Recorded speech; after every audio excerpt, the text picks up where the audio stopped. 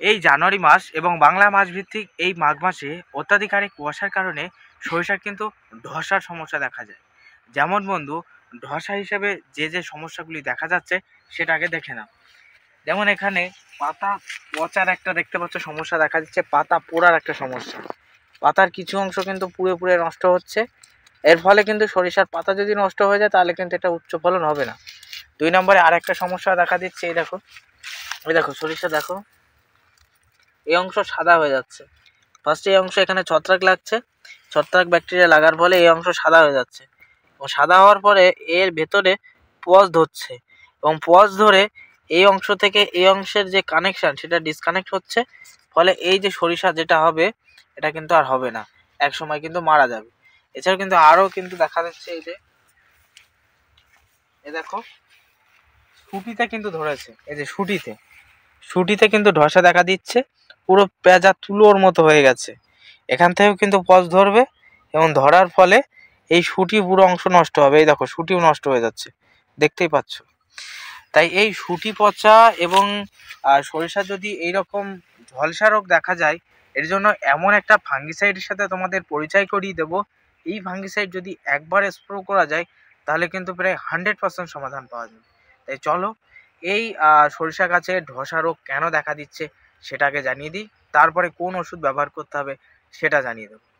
সরিষা গাছের ধসার ক্ষেত্রে ফার্স্ট অবস্থায় প্রচুর হারে কুয়াশা আসে এবং কুয়াশা আসার পরে এখানে ছত্রাক বাসা বাঁধে। ছত্রাক এবং ব্যাকটেরিয়া এই অংশে বসবাস করে এবং ফলে এই অংশটা ধীরে ধীরে পচন ধরার পর এখান থেকে এই অংশের কানেকশানটা পুরো ডিসকানেক্ট হয়।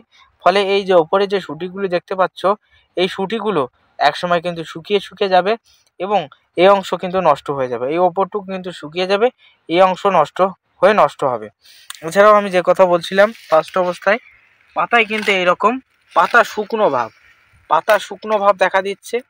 দেখো আমি একটা পাতা ছিঁড়ে দেখাই, দেখো পাতায় শুকনো ভাব দেখা দিচ্ছে, পাতায় টিপ টিপ দাগ হচ্ছে। এর ফলে সরিষার কিন্তু উচ্চ ফলন হবে না, কারণ সরিষার অর্থাৎ গাছের প্রধান কিন্তু খাদ্যঘর পাতা। এই পাতায় যদি সঠিক হারে যদি খাদ্য না তৈরি করতে পারে তাহলে গাছের কিন্তু যথেষ্ট হারে সরিষার দানাকে পুষ্ট করতে পারবে না। তাহলে অবশ্যই কিন্তু আমাদের এই সমস্যা থেকে মুক্তি করাতে হবে।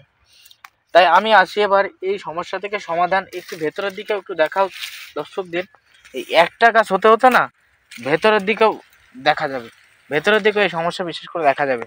আর যে সমস্ত জমিগুলিতে বেশি পরিমাণে কিন্তু ইউরিয়া সার দেওয়া হয়েছে সেই সমস্ত জমিগুলিতে আরও বেশি পরিমাণে কিন্তু দেখা যাবে। তাই চাপানে ইউরিয়া সার দেবেন অল্প পরিমাণে। যে সমস্ত জমিতে ধসা দেখা যায় সেই সমস্ত জমিতে দেবেনই না।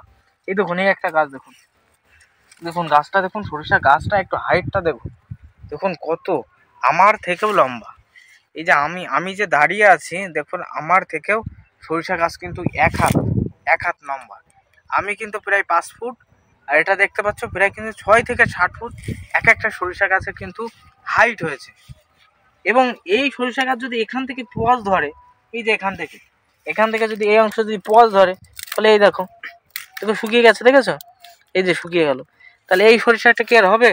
তো হবে না, পুরোই কিন্তু মার হয়ে গেল। আগে থেকে আমাদের পরিচর্যা শুরু করতে হবে। সরিষা গাছে যখনই এরকম ধসার সমস্যার প্রাদুর্ভাব দেখা যাবে, পাতা পোড়ার সমস্যা দেখা যাবে, একটা দুটো গাছে দেখা দিচ্ছে, তখন কিন্তু আপনি এখানে আর থাকবেন না। এখানে কিন্তু যখনই দেখতে পাবেন তখনই পরিচর্যা শুরু করবেন। যখনই এই সমস্যা দেখা যাবে, মেনলি যখন কিন্তু পাতা পোড়ার একটা সমস্যা দেখা যাবে, পাতা পোড়ার সমস্যা দেখা দিলে টাটার এগ্রন ব্যবহার করতে হবে। প্রত্যেক 10 লিটারে মিনিমাম 20 ml জলে গুলে টাটার এগ্রন, একটু ডোজ বেশি দিতে হবে, জলে গুলে গাছে স্প্রে করলে এই সমস্যা থেকে মুক্তি পাওয়া যাবে।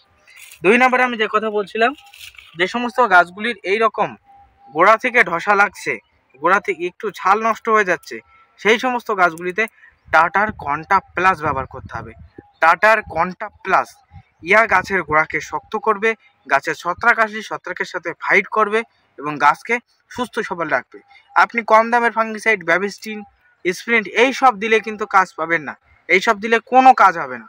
তাই আপনাদের আমি রিকমেন্ড করব আপনারা লুজ ক্রয় করে আনুন। এই ফাঙ্গিসাইডগুলো লুজ দোকানে পাওয়া যায়, কখনো কিন্তু 4 টাকা করে 1 গ্রাম নিচ্ছে পার 1 গ্রাম, কখনো 5 টাকা করে নিচ্ছে। একটু নিয়ে এসে ফার্স্ট অবস্থায় জমির চারিধার দিয়ে স্প্রে করবেন, একটু নলটা বেশি করে ছেড়ে দিয়ে চারিধার একটু স্প্রে করে দেবেন জলের মতো, এবং তার পরবর্তীতে মাঝখান দিয়ে একবার স্প্রে করবেন, তাতে এই সমস্যা থেকে ধীরে ধীরে কিন্তু আমাদের মুক্তি পাওয়া যাবে। তাই বন্ধু, এই ভিডিওতে আমি আলোচনা করলাম সরিষা গাছের ধসা রোগ দেখা দিলে কি কি করণীয়, সুন্দরভাবে আলোচনা করলাম। এছাড়াও সরিষা চাষের নানা ইনফরমেশন আমি এই ভিডিওতে দেবো। এবং এছাড়াও কিন্তু বন্ধু আমাদের এই চ্যানেলে নিয়মিত কিন্তু চাষের ইনফরমেটিভ ভিডিও আসে, তাই প্রত্যেকে একটু চ্যানেলটা সাবস্ক্রাইব করে রাখবেন এবং ভিডিওটা শেয়ার করে অন্যান্য চাষিদের দেখার সুযোগ করে দেবেন।